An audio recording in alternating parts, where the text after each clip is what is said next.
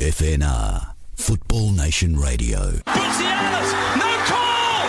Score! Salamini for Cole. Cole on the run. Shoots. 2-0. Lazanovsky with the free kick. Launches a rocket! Trimboli, what vision!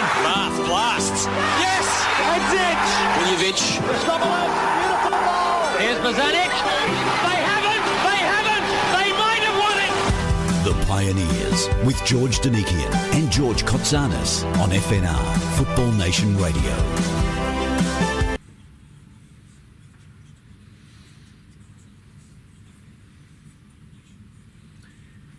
Oh, I can say it officially. I'm prepared to state it right up front. Thursday night is my favourite night on FNR, Football Nation Radio. That's two of us. It's the two Georges with a guest on the Pioneers, and each and every week, Kotsanis manages to find either a Scot or someone who's played in Scotland or someone who's married a Scot. And I think our Pioneer qualifies in all three areas and three categories. He was born in 79, which means he's a really young guy, young Pioneer. Younger than us. Yeah, current NPL coach. He's a successful business owner, former professional footballer who played as a midfielder, and he looks fit enough, doesn't he, George? He will fit into our All-Star You're team. trying to get him. You're trying to get him to play for you for the Peter Blasby Cup, aren't you? Shh. Oh, okay, right. Our Pioneer played for, wait for it, Atalanta in the Serie A. He played in the Belgian leagues with Westerlo. Played for the Marconi Stallions. I was at the Hall of Fame night last year, and there were so many Stallions there. Scheinflug was beaming because he had a team of superstars. You went and played for Greenock Morton in the Scottish 3rd Division, in the 2nd Division, and in the 1st Division. Played for Ayr in the Scottish 2nd Division, played for Stranraer. Represented Australia at the under-17s, at the under-20s, toured with the under-23 Olympic team to South Africa. And then you took a bit of a break. Along the way, you also, with your wife, good Scottish lass by the name of Leanne, won the Gladiator competition overseas. His name is John Maisano. Welcome, Johnny. How are you? Thank you, George.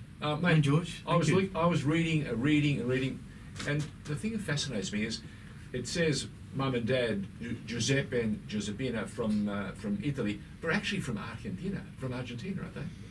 Yeah, Italian descent. Italian descent. But my grandparents immigrated to Argentina. I think it was Fantastic. just after the Second World War. So Sensational. Yeah. So, a bit of flavours, football flavours from just about all the biggest nations in the world. An eclectic mix. Yeah, and they've made him a very special young man. A very special young man. Welcome, my boy. thank you, George. I appreciate it. We want to go back, John. This is what Way we back, do every way week, back. way back to your junior days. Let us Wow. know about your first memories. Can you remember your very first memory of football? Yeah, my very first memory of football is my father. You know, introducing me to the game, and I think I was with. I'm not sure who I was with, and you know, they handed me over an AFL ball. Wow. And You thought it was an Easter egg. yeah, and my father said, "What's that?" You know, and I said, "Well, we're playing footy now, Dad." And he says, "I don't think so."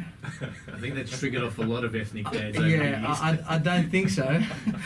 and that was it. And then- That was my love of football started. By the way, for Yeah. those of you who are not in the studio at Yeah. Football Nation Radio, John Maisano is sitting there cradling a football. I love it. Isn't it great? Yeah, I'm sure he'd have it at No his AFL feet footy. if we let him. No AFL. He's holding onto his soccer ball. Yep. Yeah, and we were just touching on it before. I mean, you know, sitting here holding a football is, you know, it shows the love. And we were talking about the love of the game. And growing up, that's just what we did. You know, everywhere we went, we took the soccer ball. Went to bed, we took the soccer ball. Went to the toilet, you'd kick the soccer ball up against the door. Yep. You know, that's just what we did. Well, who was the better player, you or your brother Marco? Very different, very different players. I envied some of the qualities that he had. Yep. I'm sure he probably envied some of the qualities that I had, but you know, some of our most incredible time. Well, our most incredible time was when we won the league in Greenock Morton together. Yep. Together. You know, that's something that we'd never planned ever in our careers, and And I think about it now, what we actually achieved, it was, we achieved almost the impossible. You know, looking back now, based on, you know, where we were and how we did it, and Where you came from. and where we came from, and you know, the players that we had, the money that was spent, it was almost set up to fail. You know, when I look back at it now, but it ended up being the most special time. And what made it special? What made it special was that I think we were just solely focused on winning, and we didn't think of anything else. We were signed up to do a job, and failure wasn't an option. And when we come out of it the other side, you know, I think it's something. I suppose it goes. You know, what you achieve tomorrow is the result of what you do now or what you've done in the past, right? So back then we didn't really think about, okay, we're going to win the league because this is what it's going to feel like in 20 years' time. We just did it, and now it feels so much special. Apart from that, you know, I met my wife there, and that whole Life experience. that whole life experience, that whole era was just absolutely incredible. Now, Georgie Katsanis, this young man was one of the inductees to the now late lamented, what is it they call it, the AIS? Yeah, before you got to the AIS, you Yes. played a little bit of junior footy Yes. at Springvale So City. Springvale the old City, Springvale yeah, I had a stint at Springvale City. There are a couple of guys there, we may remember their names if Maybe. you spit them out at us. Maybe. Go on. Give us their initials. Anybody- Do you guys know Vince Grella? Yeah, you did. Some Do of we? our listeners Do may have we? heard of him. Yeah, I think we know. Yeah. Vincenzo. Yeah, Vincenzo. Yeah, he's a good friend of mine. You know, very good friend of mine, and we grew up together. Life gets in the way sometimes. You know, you get older, different paths. You know, different. You know, relationships or whatever, and you kind of lose touch. But I've been back in touch now for a few years, and you know, It's great. it's fantastic, mate. Isn't it also true to say Yeah. that, like you, Yeah. Vincenzo got the very best out of himself? That talent that he had. Yes. Yes. There were people who were saying, has he got what it takes? Well, he made it. Well- It happened, didn't he? Well, it's funny you should say that because I think the people that would ask, has he got what it takes, would probably be people that, in my opinion, wouldn't really understand a football as a, you know, in a bigger picture. You know, we all look at players in the past like, you know, Diego Maradona and Platini and all these boys, and even if you're not a football fan, you would be able to pick out those players. I think it takes someone that knows football inside out to pick out a player like Vinny Grella. Yeah, with a bit of special ticker. Yeah, Yeah. and his vision and his tactical awareness and all these things that you know, he's not a player that's going to score a goal from 35 yards and take on 4 players, but No, they left that for Bresciano. they left that for Bresh. Yeah, But you're who's right. a fantastic guy as well. Oh. You know, he's a good friend of mine. Good cat. So Springvale City, and you also did some junior work at Brunswick Zebras, is that right? Yeah, I was at Brunswick Zebras. I played in the National Youth League. That's what it was called back then. In the old NSL. In the old NSL. How many yeah. games did you play in that league? Because at the moment the youth team only played 9 games. Oh no, you played A full season? a full season. Fantastic. See? And before the NSL game. So I remember watching Brunswick Zebras play, you know, and you would who was there? A friend of mine, Rob Tombolado, who I know very well, Ransford Banini, Michael Mazzini, all these boys. I remember watching them play after our games, and then eventually I ended up getting a couple of appearances there in the old NSL. I think I was maybe 15 years old. Okay, still a baby. Yeah. So on your way Which you to don't the, really see much of that now. No, it No, doesn't you don't happen. really see much of that now. So you're on your way to the AIS. Well, it was a VIS first, yeah. And then progressed to the Yeah. AIS. So with the VIS, I was under Ernie Merrick, Yep. absolute gentleman. Yep. He was very much youth development. You know, he would see, he would just say to me, "You do what you're good at. I'm not going to stop you from doing what you're good at." Which is basically what he's doing in the Jets. That's right. Come on, boys. You know, Yeah, Matratus. you pick Nabu. someone. You pick someone because they have special qualities. So then, why would you change them? You know, Why not let them play? why not let them play? You know, why try and make them do something that they go? So with Ernie Merrick, flourished at the VIS. Fantastic time there. They're part of my happiest memories of football. And then I went to the AIS from there. Who are some of the other boys' notable names that with you at the VIS? Vince was there. Simon Colosimo. Jeez. Who else was at the VIS? Andy Vargas, Okay, so celebrated. Roddy Vargas, Okay. Oh yeah, good boys. So it's a good crop of boys. Daniel Alsop. Danny, superstar.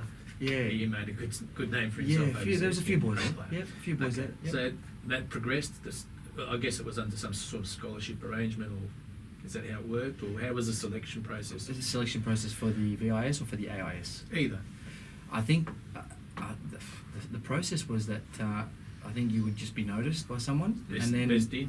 and then Ernie Merrick or Ron Smith or whoever was the coach would come out and watch you for a period of time, and then you would be offered a scholarship. And what was it like living in Canberra in the rarefied air, where our politicians occasionally think up some interesting things that no one else can understand? It was very surreal. Very surreal. That's what they think too. Yeah. Look, you know, But it was a good time, wasn't it? one of the best times of my life. And Yeah. why? And why was that? You were living the dream. You were living the dream. You With were other elite athletes. You were celebrated as one of the best players in Australia in your age group, or in that kind of 2-year period bracket. And you were there with the best and the elite. So you knew that you were on your way. You knew that was the best way forward, and that's what you wanted to do. And everyone dreamed about being a football player, and that was the place to be. So Ron Smith was in charge at the time? Yeah, he was in charge for a little while. Yep. And then Steve O'Connor took over Okay. with Mike Milovanovic. So tell us a little bit about both of those, Ron and Steve, and why you enjoyed their coaching or didn't, if that's the case. Yeah, look, I think Ron Smith is incredible. You know, he's he would pick a player, and you would know how to pick a player. You know, same as like your Les Scheinflug and things like. Were they the greatest coaches? I don't know. They could pick a player though. They could definitely pick a player, and then they would just develop your talents. You know, based on your position and what you were good at, what your strengths were. They very rarely. I mean, they touched on your weaknesses, but they very rarely said, okay, you know, you need to be a lot better at this, knowing fine well that maybe you weren't going to need it at some point. But it was free flowing. Like, they let you play, they let you express yourself. You know, they loved the game as much as you did, so they wanted to see you express yourself and achieve things that no one else could achieve. I think that back then we actually didn't know how good we were. That's interesting. How good you were. Everyone though, from the coaches to the players to the AIS, you know, it was taken totally for granted, I believe. Are you disappointed to see that the program and the AIS no longer exists, or is about to stop? It's very hard to see. Although, if it wasn't achieving what it was set out to achieve, then it's pointless having it. I understand that. Yep. What bothers me is how they let it get to that stage. How they let it slip. Yeah, knowing that 3/4 of Socceroos and everyone that played for Australia actually went through there. I don't know. One guy you know pretty well, George Christopoulos, was one of the original inductees, even before the AIS program became what it was when you went through it. Mm-hmm. And he was there, and he speaks of that time as a great time. A lot of the boys. I mean, you would hear stories before you actually went there. You know, when that letter came through in the mail, that, you know, dear John Maisano, we're happy to, you know, inform you that you've been So who opened the letter, Giuseppe or you? I don't know. I think maybe I did. It sounds like you did. You sound like you remember it word for word. Yeah. Which is terrific. Yeah. I think my mum's got it up on the wall somewhere. I'm not joking. Beautiful. You didn't even have to ask permission. You know, you were 16 years old.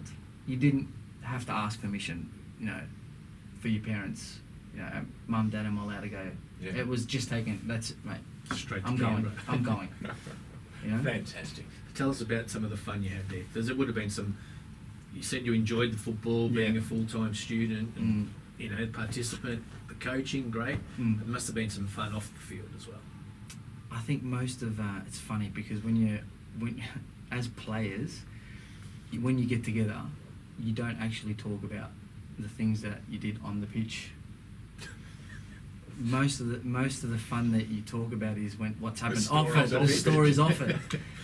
And that's the amazing thing. You've created friends for life, and you've got all those memories, which, believe it or not, blessed to be able to have experienced that, because not many 16, 17-year-olds can say that they've done that. Stories of breaking curfew, sneaking No, out. not John Maisano broke curfew. No. Who do you blame? You're only live around the world, so okay. there's All not right. that There are many people in listening. Scotland Yeah. probably listening, John. So they think that I'm a saint in Scotland. That's Saint Maisano. We'll edit it in Scotland. All right. Yeah, we'll just make the necessary adjustments. Yeah. Go on. Well, just. You broke curfew. But we were cheeky. We were a little bit mischievous. We were cheeky, but we weren't troublemakers. We weren't really. There wasn't anything really that bad. But the whole camaraderie, the fact that you had to work together to be able to get out at a certain time. So and it you still had- took teamwork. That to do still all took that stuff. teamwork, and you had to communicate to be able to get back in without everyone seeing you, because you knew that the cameras would switch off at a certain time. It's just all So stories. notice they did the research. They knew when the cameras were switched off. Oh, I'm liking Very this. good. I'm liking yeah, this. no, it was fantastic. It was a fantastic And to time. tell us some of the boys that you spent some time with in Canberra. Well, pretty much the whole golden generation. Wow. Yeah, you're talking. So my AIS team, Vinny, Bresh, Colosimo, Brett Emerton, Mile Stojovski, Eddie Bosner, Gee, some good players. Ante Seric, Josip Simonic. What was it like losing Simonic to Croatia?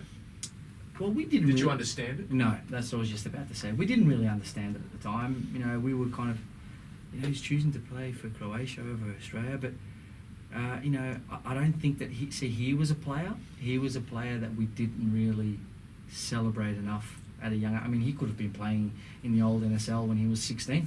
Is that You know? good? But they always said, he doesn't really tackle that much, and he's not really that quick, and mate, he's played. I mean, he's played 4 World Cups for Croatia, and he's an absolute legend. He's at Hertha Berlin, yeah. You tell me. It's just kind of that AIS team. We could have played in the old national, no problem, Fantastic. and held our own. Okay, George has got a question for you, because he's been dying to work out how you end up in Atalanta. How I end up in Atalanta? Well, you mentioned George Christopoulos. Yes. So Yeah. I haven't. By the way, if he's listening, hi He is George. listening. I haven't spoken to George for many years. He was my first agent, and I'm pretty sure that we were probably one of his first players as he started out as an agent. Which makes you unique in itself, because I think George is probably the first official FIFA Australian Yes, he agent. was. That's yes, right, Yes. yeah. And our youngest Socceroo at No, 17 years ago. Duncan Cummings. You've been warned about that one before. Wow. He's the second youngest. All right. Okay. And George pays me a lot of money to say he's number one. so he was friends with Eddie Krenčević. My next door neighbour. Yeah. Is he? Yes, Really? absolutely. Well, tell him I said hello. When he Yeah, said. we had Eddie in that chair Yeah. a few weeks back on the Pioneers. What a character. Yeah, he is. What do you remember of Eddie Krenčević? I don't remember him much as a player. Right. But you remember him as a Well, as a coach. fantastic. Yeah. So I left the AIS and went to Carlton, Okay. and he was the coach there. It was the inaugural season for Carlton. And what an inaugural season they had. I was there for maybe a few weeks because my intentions were clear that I wanted to leave the AIS and go to Europe somewhere Yep. and give it a shot there. So George Christopoulos sent me over with some of Eddie's contacts. And one of Eddie's agents, I didn't know it back then, but he was probably one of the biggest agents in Europe at the time. Wow. And that's another story. I got a phone call from Eddie at 8 o'clock one evening saying that you're flying out tomorrow morning at 10 o'clock. And I said, no problem. Packed my bags. My dad was in Sydney at the time, working. Didn't get to say goodbye to him. My mum didn't know what was going on. But that's just, I mean, for football. You were ready, right? No, for football, it was just life. There was nothing that was going to stop, you know. And then I landed. I didn't even know where I was going. I landed in Nice, and this agent, named called Vladimir Pavkovic, met me there, and he says, "I'm going to take you here." And spent a month at Nice just getting me ready, and he says, "We're going straight to Atalanta." So getting you ready. Explain that one. Well, he obviously didn't know who I was. So I was a young boy. I was 17. He's got the recommendation. He's got the He needs to see it for himself. Yeah. And I spent a month at Nice with the senior team. Beautiful part of the world. And I would have been delighted just to be there, to be honest. And one morning he calls me and he says, "John, look, we're going to Bergamo, where I think it was like a 5-hour drive away from there."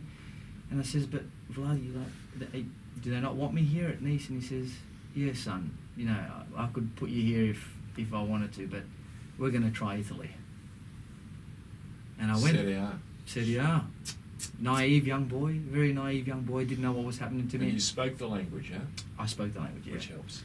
Yeah, but you know, I was still classed as a foreigner there. Yeah, of course. Yeah, you know, it doesn't matter.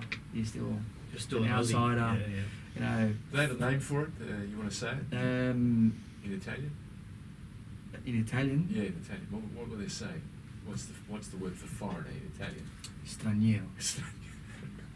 Yep. Yeah. He's one of those. Straniero. And so I was very naive. After 3 days, Atalanta signed me up. 3 days trialling. 3 days. So they knew straight away. That's Yeah. pretty good. 3 days. But I was very naive at the time. I didn't appreciate that. I really didn't appreciate that. I could have worked a lot harder while I was there. I could have accepted a lot of things. I could have just put my head down and listened and learned. But, you know, I was just a young boy, impressionable, and yeah, little things. I mean, the experience was incredible, but it could have been a lot better. Yeah. Well, word to the wise, and a word of warning from John Maisano. Yeah. If you want to make it to the very top, there is no pause. It's all hard work and endeavour, and give it your best shot and use your talent. We're going to find out more from John Maisano and his journey from that young boy in Springvale to half a dozen clubs around the world, and how he found a Scottish lass called Leanne and decided to marry her. Back with more. This is the Pioneers on Football Nation Radio with the two Georges and the young footballer.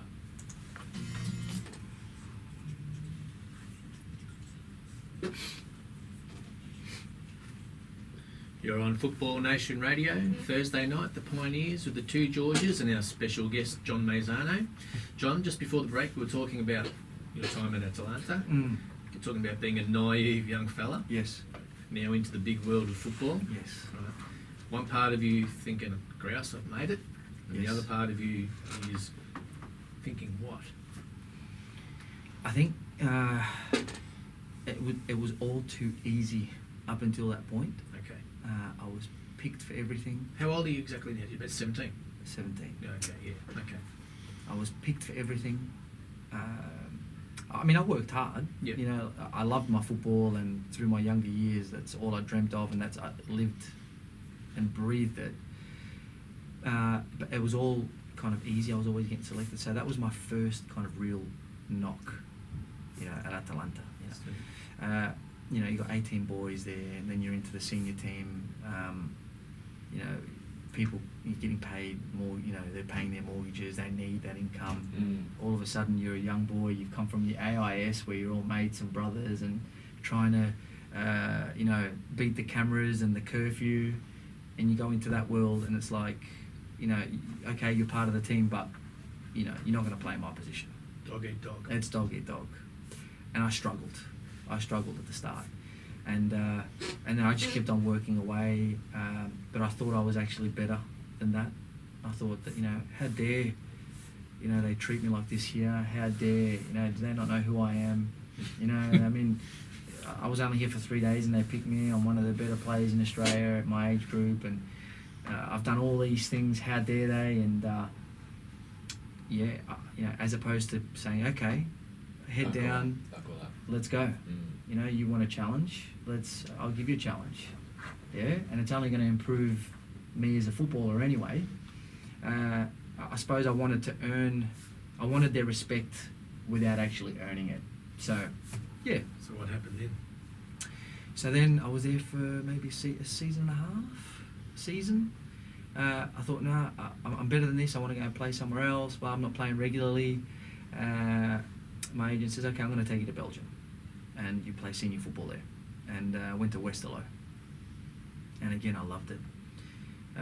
Straight away, you know, 2-year contract. I was playing regularly, pre-season. They actually said to me, I think I was only 18 at the time. They actually said to me, look, we'll sign you for 2 years. The first year you'll play a little bit, but you're not going to be playing regularly. But the second year, you know, you're really going to do the business. Yeah. You know, they said to me, look, at the moment in Belgium, there's, you know, number 10 positions. There's probably 2 that are really outstanding. One of them is playing in your team right now. You could probably be there up there, maybe the 3rd best number 10 in the country right now. So think about what it could be if you really work hard at it. So that's what they said at the start. Well, I started playing regularly from pre-season, and I was just naive again. Still, I hadn't learnt my lesson. Playing regularly, and I get a call from, I get a call up, I think it was to go to a World Cup qualifier, the under-20s, Young Socceroos. Yep. So the coach calls me into his office and he says, John, you've just got this letter through. The season starts next week. You're a regular player in my team. Do you want to go? I can't really let you go. And I kind of said, you know, boss, I want to stay, but it's my country. Like, he says, do you really want to stay? I said, I want to stay. He says, okay, leave it with me. So he picks up the phone and he calls Les Scheinflag in front of me. And if Les Scheinflag, will the boss hear this? Or Yeah, absolutely. Yeah, boss, if you're listening, mate, hello. I hope you're well.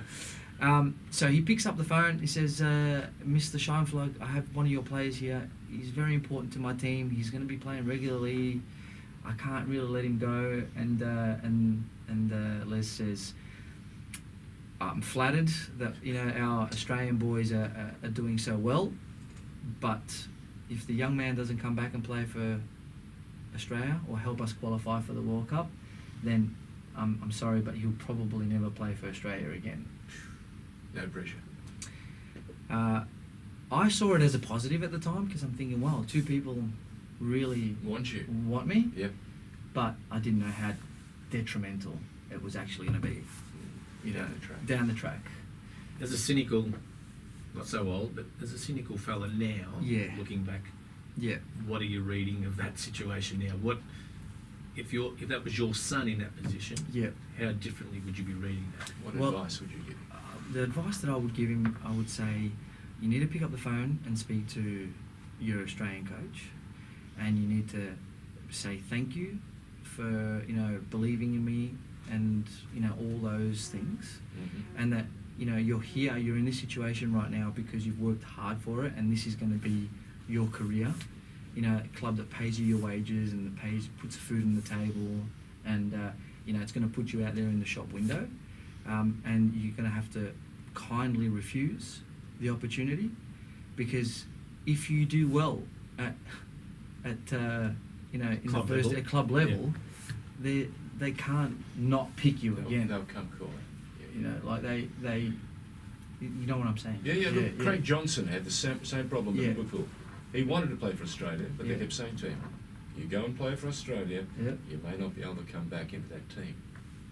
And that was the conundrum. And people, at that time, FIFA didn't have the international breaks to allow the players.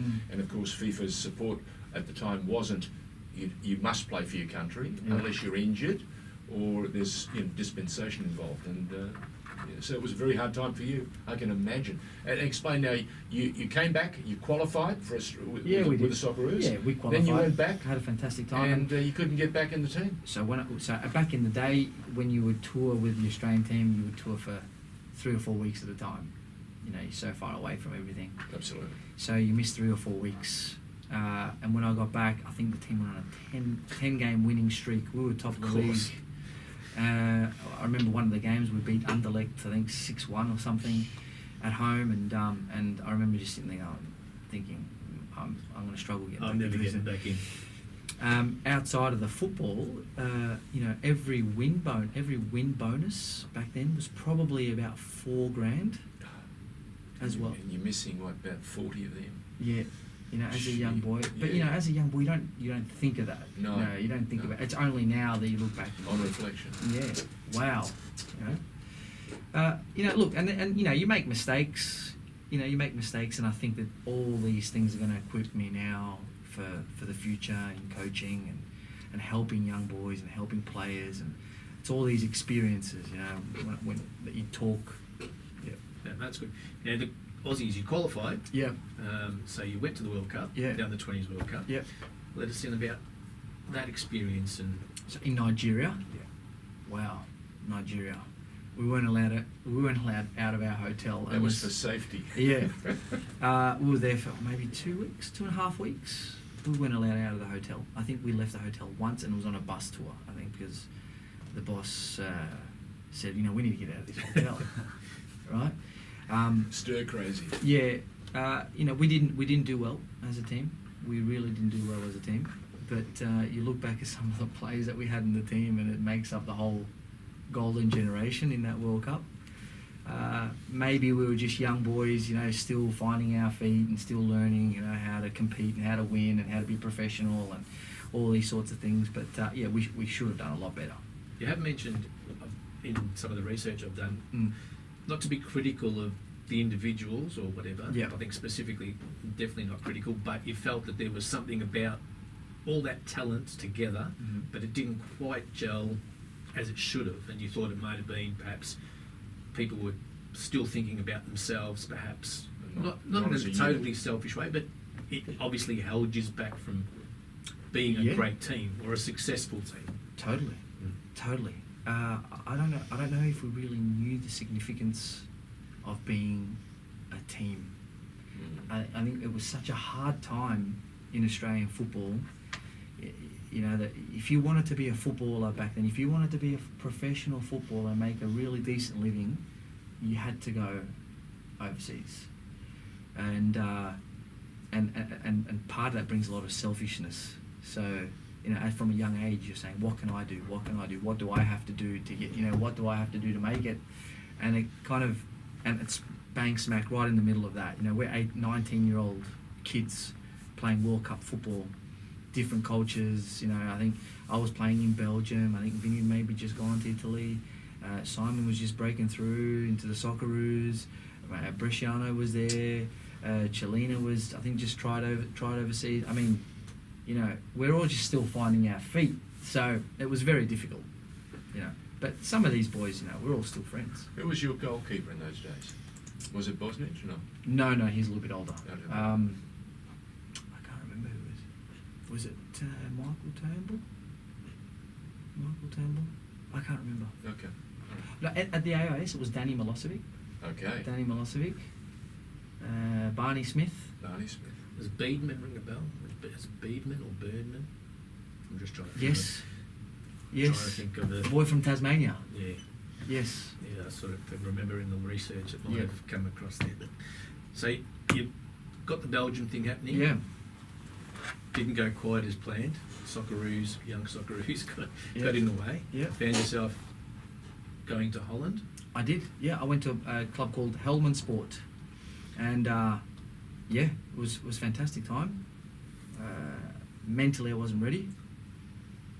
I needed to play more football. I needed to get going, but I did well there, and then really injured myself there. Towards the last maybe 3 or 4 games of the season. Yeah. What'd you do, groin? No, it was my ankle. Uh-huh. It was going to keep me out, and then they just didn't want to. They didn't want to reinvest in me for the next season, so I had to come back and I needed to play games, and that's when I went to Marconi. Okay. What was it like playing for Marconi after being away and understanding that, you know, the fire was still burning deep inside you?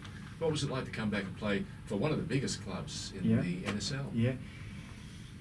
Who was accustomed to winning? Yeah. It was hard.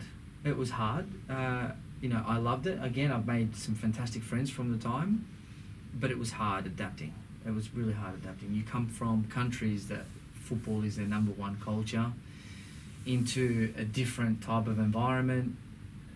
You know, you start thinking, hold on. I mean, you know, 3 months ago I was making this run, and before I even started making that run, the ball was on its way.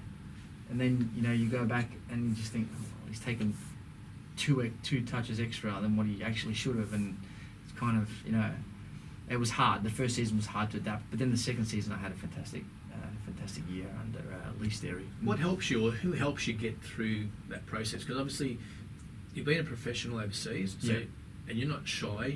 You've got confidence in your ability. Yep. For whatever reason, you've got to come back and take a step back. Yep. For taking 2 steps forward. Yep. That's the view. Mm-hmm.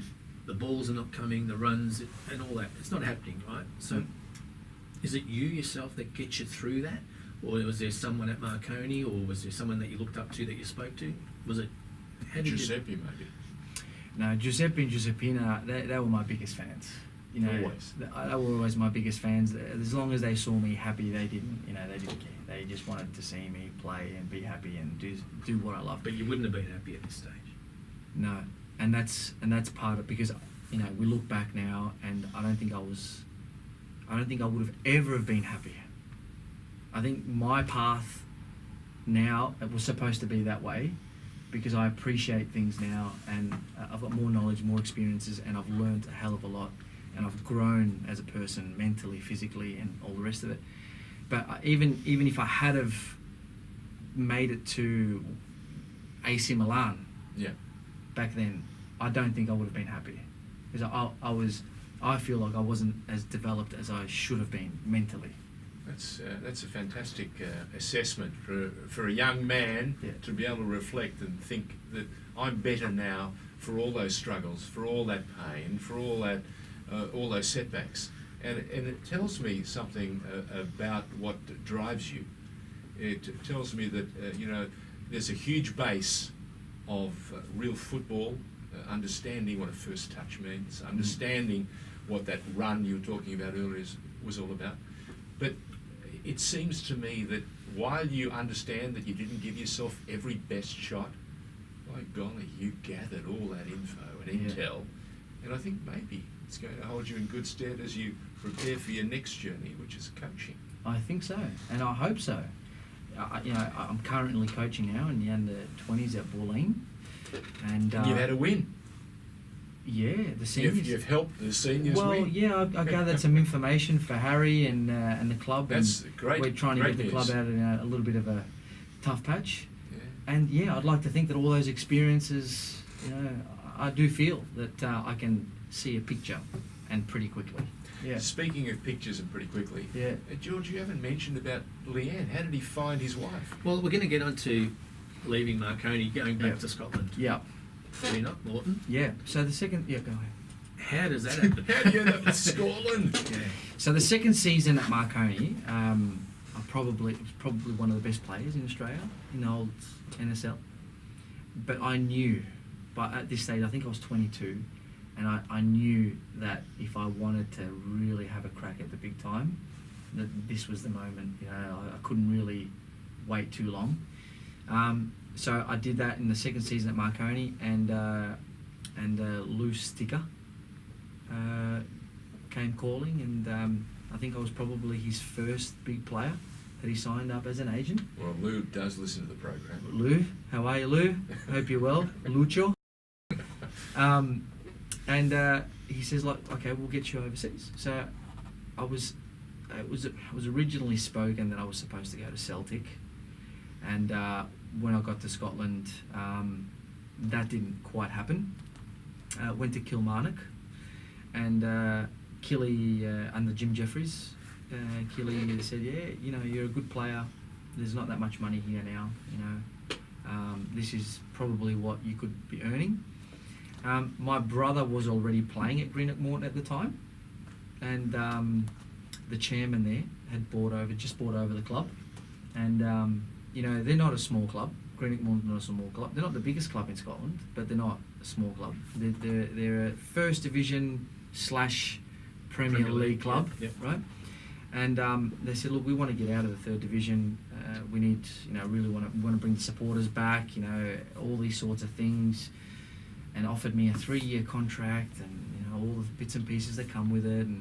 And at the time, I had to come back and assess because Perth Glory, who was, you know, doing really well at the time, wanted me. Tanner was very keen to Yeah. bring players of quality back. That's right. So he'd been in touch and he said, I want you to come to Perth. And so I had to assess it, and we decided that I was going to be in the shop window in Scotland. And I went there and I did my bit. More than, you know, that's one part of my football career that I don't regret. I gave it everything and more to achieve the things that I achieved there. But when you're out of the shop, like, it's not quite the shop window. When you're in the lower leagues, it's very difficult unless you've got someone really, you know, pumping you up. You know, it's very, very difficult. You know, we won the league in our first season. I was nominated, you know, Football Writers Player of the Year, Players Player of the Year, you know, Supporters Player of the Year, 2 seasons in a row. I did everything that was required and asked. I just couldn't get that break. Yeah, and it was a fantastic time as well because I met my wife there. Yep. That was Leanne. the break. Now I know she's listening. That's the break. That's the break. She's definitely listening. You got the prize. Well, if the journey was about football or not football, and Leanne was the prize, That's it. Well worth it, right? Well, it's 100% as well worth it. So- And my little girl, she's 4 next month. Kim? No. Alexis. Sorry. Yep, Alexis. Yeah, no, I've got still on last week's. Alexis. And yeah, the journey is well worth it. You know, when you see what's course, happened. absolutely. So couldn't be happier. And they're my two. They're the reason I do. And you got to play with your brother. You know, that was so special. And you won the league together. We won the right? league together. Yeah. We celebrated Not together. many guys get that No. senior level. You know, we go back to Greenock now, and you know, we go. We're treated really well when we go to the club, and the You're contacts. part of the history. You're part of the fabric. Part of the history. You know, when you talk to the supporters, they'll mention that moment as probably one of the greatest moments in their football history, and yeah, I couldn't be prouder of that. Of course, and so Yeah. it should be. Yeah. Now, a little bit of fun that George wanted to mention about going on the Gladiators. Well, hang on, before we mention that, because John and Leanne did it together, which is a unique husband and wife team, win Gladiator. We'll talk about that in a moment. We're going to take a short break. This is the Pioneers, the two Georges with John Maisano. Back on the Pioneers with the Georges and our special guest John Maisano. Just touched on that Gladiators thing. We won't go overkill, but tell us a little about it, how it came about. I mean, when I retired from playing football, I was just looking at other things. I wanted to experience different things in life, and Anything but football. yeah, anything but football. He wanted to clear his head. I think I didn't really watch football for at least a year. You know, I just wanted to clean break from it. You know, from a lot of things. But yeah, and that was one of them. The Gladiators. We went and had a bit of fun there, and it was a great experience with my wife. It was good fun. It was good fun. Yeah. But you won too. Winners are grinners. We didn't actually win. We what we had to do is we had to trial. We had to trial through thousands and thousands of people. So we showed up one day and we had to trial through thousands and thousands of trialists, and we got through, and then we were on live TV, and yeah, it was fantastic. It's a bit different reality television, isn't it? Yeah, it's purely a TV show. You know, we went on there thinking that we were going to test our fitness and our resilience. It's really not about that. All about Commercial showbiz. Yeah. You know, you put in a room at 6 o'clock in the morning and you might not, you know, appear on telly until 8 p.m. that night. Welcome to television. Now, we mentioned it, you've touched on it briefly, but obviously the early retirement, Yep. it sounds like it may have been building up. Yep. The touch of anxiety, Yep. depression. Yep. Talk us through that bit and how you're viewing it now. And how you climb through it. Yeah. I think I probably had it for a long time, but as a professional footballer, especially back then, you know, you just kind of put it to the side. You just thought, oh well, I'm having a bad day, you know, or you know, suck it up, John. You know, it's just part and parcel of being a football player, and you know the ups and downs. And towards the end, it was getting heavier and heavier, and that's when I decided to have the clean break. I couldn't, you know, I wasn't at the level that I wanted to be at, and I wasn't in the loop anymore. And I just thought, I'm not going to stay in the game for the sake of staying in the game. That wasn't what John Maisano was about. John Maisano was about playing at the highest level, doing the best he could with the best players, achieving something, being a winner. Yeah. And then, you know, you realise, okay, hold on, football's not in my life anymore, but I've still got So much happening. these anxieties and all these sorts of Okay. things. Yeah. And it's only then when you realise, okay, I need to go and speak to someone. I spoke to someone, and they suggested, you know, reading, learning, meditation, just pretty much. Non-football stuff, perhaps. Well, not so much non-football stuff. It's just more. I mentioned before. I felt like I was underdeveloped mentally to be able to cope with a lot of things. Well, you know, reading has helped me. You know, and reading not just football magazines. Yeah, of course. You know, Getting into it, really, and building a base. That's right. You had the fitness base. Yeah. You needed the mental base. that's right. Yeah. You know, reading things, politics. Well, maybe not politics, but maybe, you know, You would have understood politics just playing for Atalanta. that was that's your first lesson in politics. It's called reality. Yeah. No, like, you know, motivational things and you know, mindfulness things. Reading about, you know, how do I live in the moment? I said before, you know, what happens tomorrow is a result of what you've done in the past and what you're doing now at present. Can we be present? Well, I realised that through my whole football career, I was never present. Wow. I was never present. You're looking ahead or whatever. I was always ahead. Yeah. You know, as opposed to thinking, okay, I'm here now, let's do the best that I can and let's achieve, and then everything else will take care of itself. I was always thinking of the next thing. And that's why one of the moments, you know, in Scotland at Morton that I don't regret was because I was present there. I was present. I was You there. remember the journey very well. I felt like I was in the shop window. I knew that I had a job to do. We had to win. I was there. And you did. And we did it. So And I you don't... enjoyed it. And I enjoyed it. Well, interestingly, the results flowed from it too. You went from third to second division to first division, yeah. You know, so What a lesson. what a lesson. And I look back now, and that's exactly right. So if I have to say anything to young people out there, or young professionals, or young footballers, you know, Simon had me talking at a PFA thing maybe a year ago, and they said, what would you say to young players, aspiring young players? And I would say, education first and foremost. And education doesn't mean, you know, maths at school. Education means, you know, learn how to be present, learn how to be mindful, and learn to understand what you're good at and and how you're going to achieve, you know, your planning, your goal setting, and accept and enjoy the moment, as opposed to thinking or comparing yourself to anyone else. Yeah. What a beautiful story. Absolute beautiful story. And we thank you so much for coming and sharing it with us, spending a little bit of time. No problem, George. An absolute pleasure for us. Thank we you. look forward to talking to you again sometime in I the look future. forward to it. And I especially wish you luck in the coaching game, because I think life's experiences and the journey you've had up to now is setting you up for something special in the future, I buddy. appreciate it. And Thank I you wish very you all much. the best of luck. George Katsanis, who do we got next week? We have the special derby, South Melbourne Huller special. Andy Bazikas and Chris Califatidis will both come in and punch on in the studio like they Well, used to. speaking of punching on, you've punched again. You've got another goal for us. John Maisano, fantastic stuff. To you and your brother, continued success in both your endeavours. To Leanne, for making sure that you came back to Australia stronger and better than ever. And we wish you, as George touched on earlier, a fantastic second part to your football career, and may that coaching caper be the gold mine you want it to be. I will. Thank you, George. I appreciate it. Thank you, George. Awesome stuff, really. Well done. Awesome, Thank you. Thank you. Too George. I good. appreciate it, man. Thank you. Thank you. Thank you. FNR, Football Nation Radio. Brazilians, no call!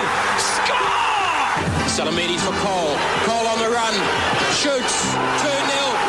Maisano with the free kick. Launches a rocket! Trimboli, what vision! Blasts. Yes! That's it! Vujovic. Here's Maisano. They haven't! They might have won it! The Pioneers with George Danikian and George Kotzanis on FNR, Football Nation Radio.